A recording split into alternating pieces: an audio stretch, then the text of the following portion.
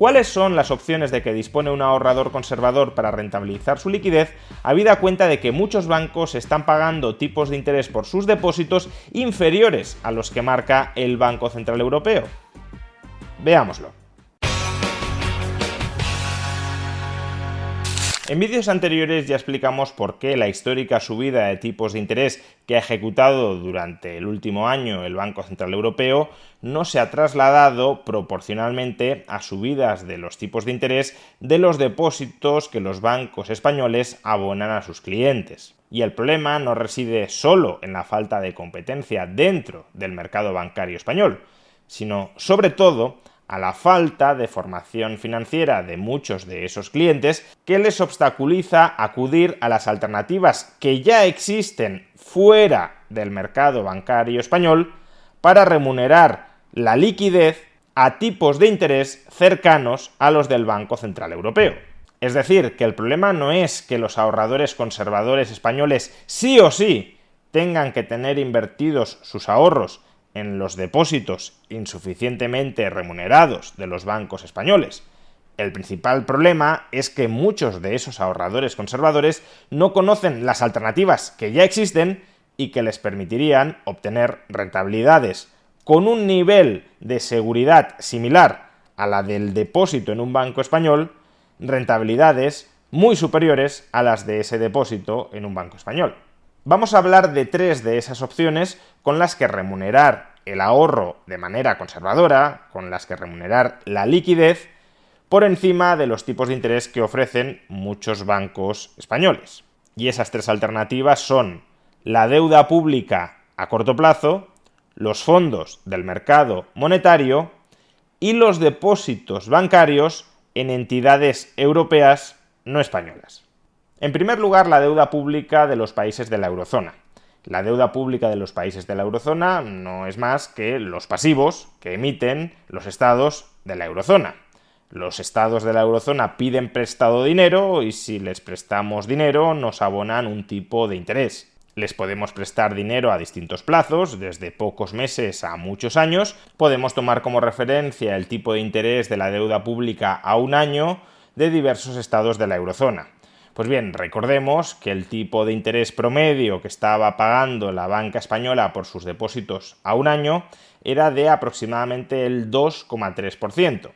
En cambio, la deuda pública a un año de diversos estados europeos, Francia, España o Italia, se ubica ahora mismo entre el 3,7% y el 3,9%.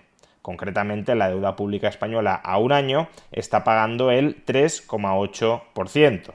Por tanto, la deuda pública a corto plazo de países europeos, dentro de la eurozona más concretamente, es una inversión alternativa a los depósitos bancarios a corto plazo, a un año, para aquellos que quieran obtener una mayor rentabilidad. Una rentabilidad, de hecho, muy cercana al tipo de interés que marca el Banco Central Europeo. Segunda posibilidad: los fondos del mercado monetario. Un fondo monetario no es más que un fondo de inversión que en lugar de invertir en deuda a muy largo plazo, o en acciones, o en otros activos financieros de alta duración y de alto riesgo, se concentra en invertir en activos financieros a corto plazo y de bajo riesgo. Justamente un ejemplo de activo de baja duración y de bajo riesgo podría ser la deuda pública a corto plazo de estados solventes. No en vano muchos fondos monetarios invierten de manera muy intensa en deuda pública, porque es un tipo de inversión que encaja muy bien con la filosofía de ese fondo monetario y con lo que buscan los inversores en un fondo monetario del mismo.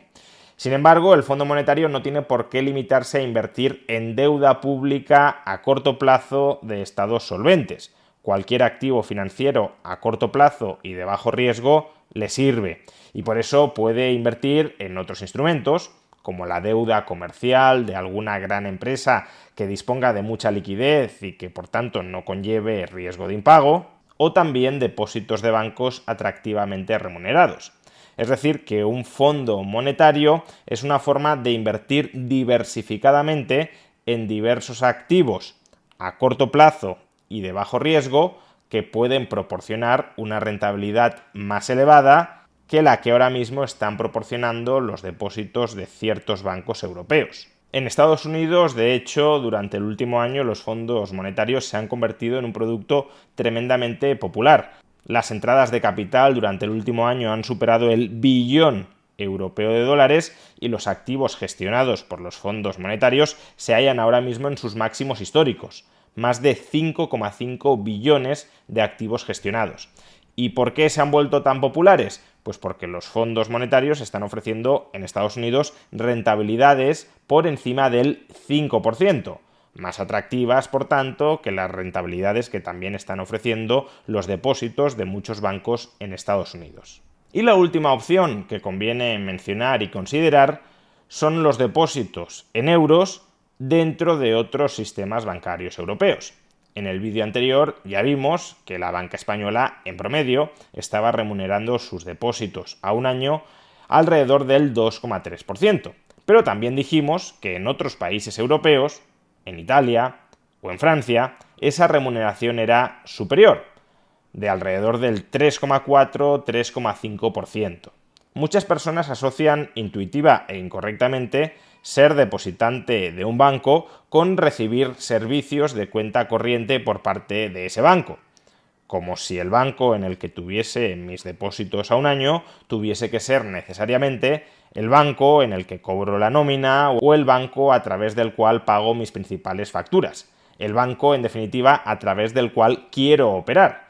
Pero en realidad un depósito bancario no es más que deuda de un banco y no tenemos por qué comprarle la deuda a un año a aquel banco con el que estamos más familiarizados y con el que solemos operar. Si queremos rentabilizar de manera conservadora nuestra liquidez, puede tener sentido hacerlo invirtiendo en un pasivo bancario, en un depósito bancario, pero eso no significa que tenga que ser necesariamente el depósito bancario de aquel banco con el que habitualmente trabajo.